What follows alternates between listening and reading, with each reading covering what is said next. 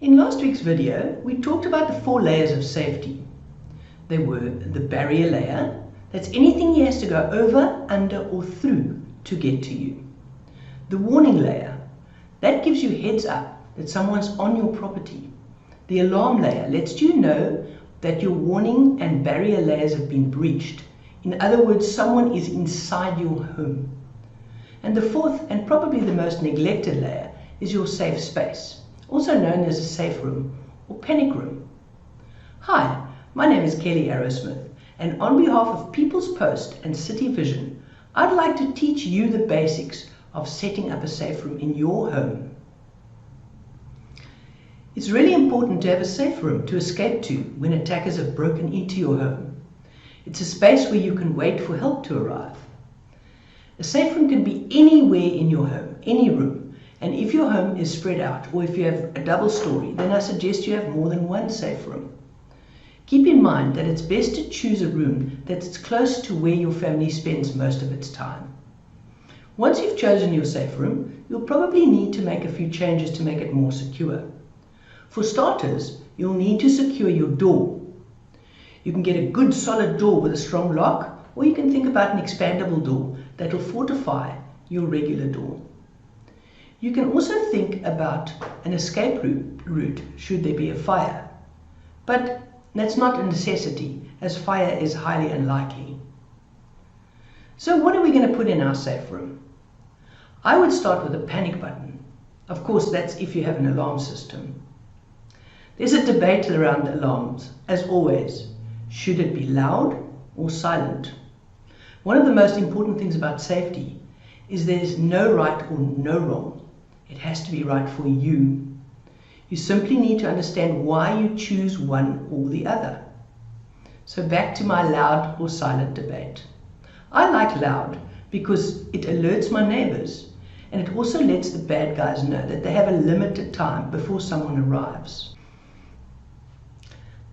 I would put a cell phone in my safe room and make sure that the emergency numbers are all programmed in, because I know I'm not going to remember one of them when I'm under pressure.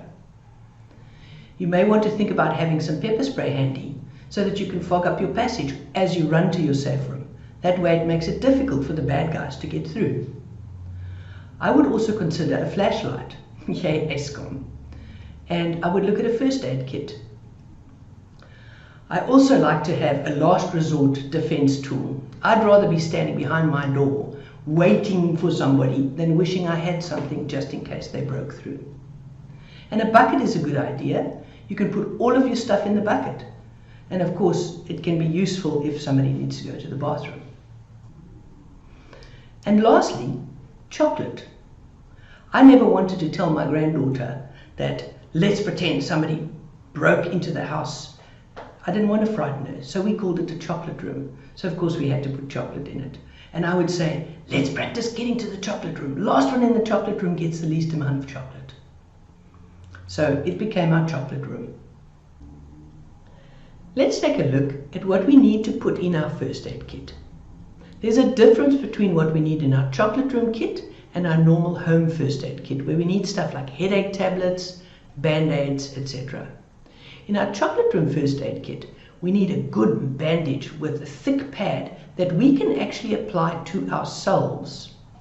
We need a pair of scissors and maybe some duct tape for the screaming kids. Just joking, but duct tape is very useful.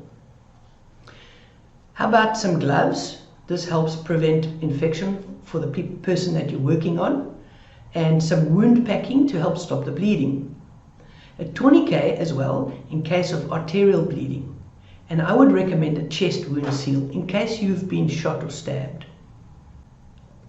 The most important thing about having a safe room in your home is to make sure that you practice with your family, so that if there is an intrusion in your home, that everybody knows exactly what to do and no one panics. Thank you very much for listening, and I'll see you next week.